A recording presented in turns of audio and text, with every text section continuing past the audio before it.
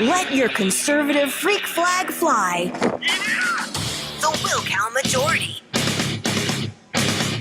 You know, when I'm hanging out with my buddy Cam Edwards from the NRA, my buddy Dan Bongino from NRA TV, well, Cam's on NRA TV too, or any of my NRA friends, you know, I say to them, living in New Jersey is a huge pain in the ass if you're a Second Amendment supporter, if you're a gun owner.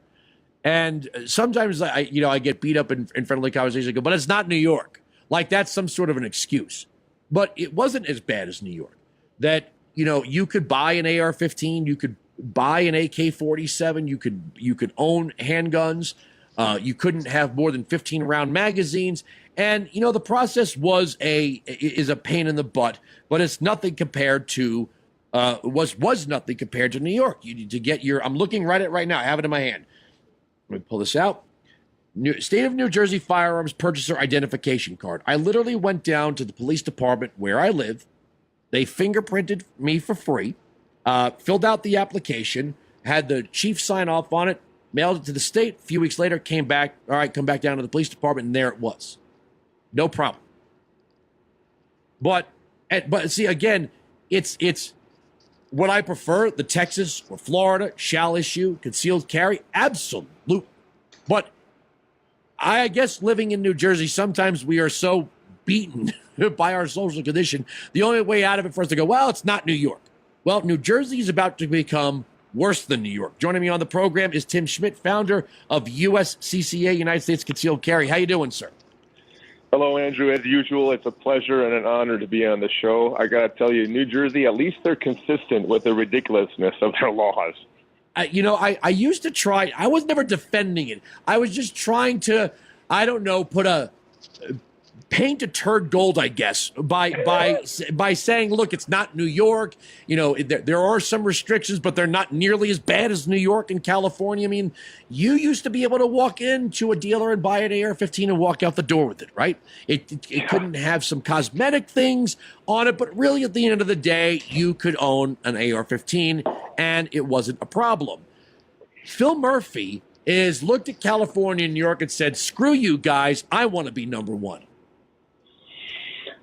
I got to tell you, what I would like to do is ask Governor Murphy, what do you think the effect is going to be of this? I mean, this is economics 101. When you drastically increase the price of something, the supply goes down. You're going to get fewer responsibly armed citizens, and crime will increase. I mean, this is a no-brainer to me, and quite frankly, it's so frustrating.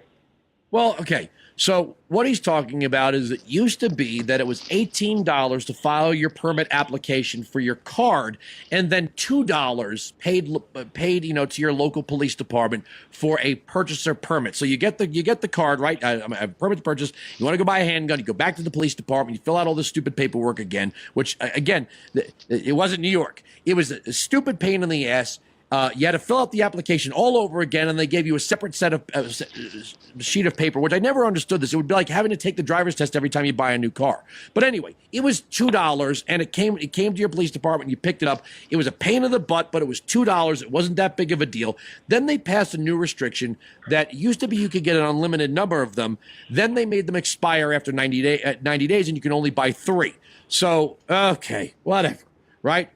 But now he wants to raise the cost. I believe it's to, $50 for each purchase, and to increase the permit to get the card in the first place to $200. Yeah, I think the reason that he wants to do this is it's multi-purpose. Of course, it's the continuation of the attack on Second Amendment, gun owners' rights, and quite frankly, another reason is that he knows that the only people that he's not going to get any pushback from the mainstream media, and so this is the easy way to raise taxes. I mean, to me, this is a poll tax. It's a poll tax against people who simply want to defend and protect their loved ones. And I realize, Andrew, that you folks in New Jersey are used to this kind of stuff, but to me, from Wisconsin, it just makes my blood boil. I would love to ask Governor Murphy a question. Hey, if you were walking in a dark, let's say like a... Hold on. Let me stop you there. First of all, this is a guy who was like Corzine, He's one of these Goldman Sachs guys that lives in one of these multi-gazillion-dollar mansions surrounded by other multi-gazillion-dollar mansions. His neighbors are John Bon Jovi and Bruce Springsteen. He lives in Middletown, which is one of the wealthiest towns. He's never done any. He comes from Massachusetts. He's never done any of the things you're about to discuss, which has ever put himself in danger. But go ahead. Well, that's what I was going to say. It's like, let me ask you a question. If in the unlikely position you found yourself in a situation where you were forced to defend your family and defend your loved ones, now in his reality, he would probably have armed security guards with him. And essentially what he's saying is, hey, they're good enough for me, but you guys, you poor lowly citizens, you can't defend yourself. And to me, that is just the absolute worst thing. Here's what's nauseating, and this is what's really frightening also. They want to go, they already have a high capacity rate. 15 rounds is the limit in New Jersey. They want to go to 10, and they want to give New Jersey residents 180 days to either rid themselves of the magazines or have them pinned to 15 rounds. Now, what I find kind of scary is that it won't be very hard for bureaucrats to figure out which firearms were shipped with 15-round magazines, and because you have to register every single new purchase with the state to know exactly who had that gun shipped to, who bought it, and where they keep it. If they really wanted to pull a door-to-door in New Jersey. Yeah, well, exactly. And 5 years ago, or even 10 years ago, when the pro-gun, the gun rights activists like you and I would say, hey, this is a slippery slope towards confiscation, and people would say, oh, come on, Tim, come on, Andrew, that's never going to happen. Well, that is exactly what they're talking about right now. And trust me, it'll start with the magazine, and it'll just go from there. Well, here's what my wife and I were talking about this, because she comes at this rationally like I do, because she's a criminology major. She's like, does anyone really think that people in like the gangsters in Camden or Patterson or Newark or are just going to show up at the police department and go, I'm sorry I bought these 30-round magazines. Here, you take them. This is not going to stop a single crime. It's not going to stop a single mass shooting. And this is what's really nauseating about some of these Democrats. Either they do know and they do it anyway, or they don't know and they're ignorant. I personally think from their perspective, it's the perfect storm. They get to allude to this perception of that they perceive, or that they convince people that they're doing good for their safety, and at the same time they get to put forth their anti-gun agenda. So to them, they're winning on both sides of the deal, and so I personally believe that they do completely understand what they're doing. Why, if they're going to make us safer, why don't they just make murder illegal? I'm pretty sure it already is. If they make murder illegal, nobody will murder anybody. And again, any neighboring Pennsylvania, I can be across the Pennsylvania line in about a half hour, 40 minutes. In Pennsylvania, you could pretty much buy everything that is banned in New Jersey. And yet Pennsylvania doesn't have nearly the problems that people like Governor Murphy claim need to be addressed by law. They have major metropolitan cities in Pennsylvania. They've got Philadelphia, which is right across the river from New Jersey. They've got Pittsburgh. It's not like they don't have an analogous population or city to point to. They do. And yet they allow people to have 30-round magazines and as many of them as they want. You can have 90-round drums if you want in Pennsylvania. The worst thing about even talking about this, Andrew, is that you simply cannot use logic to help understand, what their motives are or initiatives or anything. Because you're right, none of it makes sense, especially when you do the comparisons of the big cities and this and that. And it just doesn't make sense. It all comes down to an attack on individuals' freedoms to own firearms, freedoms to defend ultimately your family and loved ones.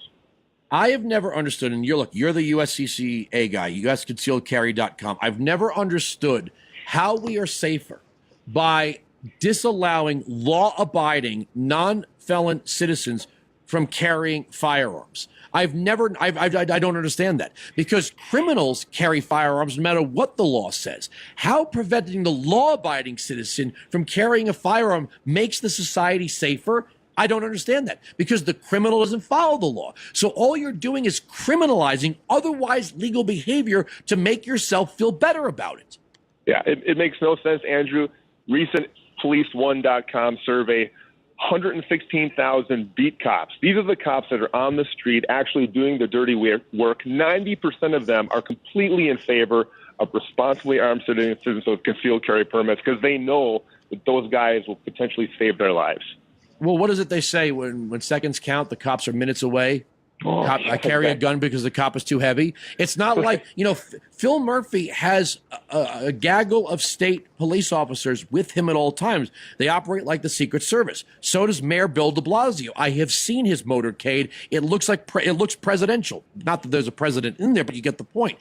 That most of us do not have the ability to hire someone who's going to keep watch over ourselves and our family and our homes 24 hours a day.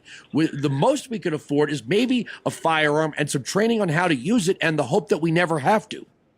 And the thing is, Andrew, is that what we do have, like you just said, is we do have the natural born right to protect ourselves with a gun. And that's what allows even a person who is just destitute and poor to still have the ability to have that first line of defense and freedom. And that only is pretty much the case in this great country, the United States of America. And these people want to take that away. It's funny. I'm here in Colorado where guns and pot are legal, and I have not experienced any problems with either. The idea that if you criminalize things that have nothing to do with actual crimes, yes, the law, a government can pass a statute, and if it survives a court challenge, is the law and will be enforced. That doesn't mean that what is passed has actually eliminated any crimes other than criminalizing otherwise non-criminal behavior. And that's where that ends. Carrying a gun should not be illegal if you do not have a criminal record. Couldn't agree more. Over 112,000 times per year, people use guns to stop crimes, to stop rapes, to stop aggression, and it never gets reported. We just hear the handful of times where the bad guys use them to commit murder, and it's a travesty. Yeah, but they're not the ones. They're not the ones making the appearance. They're not showing up and saying, "Give me a permit, take my name, take my fingerprints, take my picture. I'm buying a gun. Here's my receipt." Crimes are rarely committed by people that follow the law. Why? Because they're law-abiding. What a crazy thing. All right, I got to leave it there. That's the end of my program. Tim Schmidt, founder of the U.S. Concealed Carry Association, usconcealedcarry.com. Thanks for joining us. Hannity's up next, then Levin, then Breitbart News Tonight. We're right, they're wrong. That's the end of the story. The arguments on this radio program cannot be broken.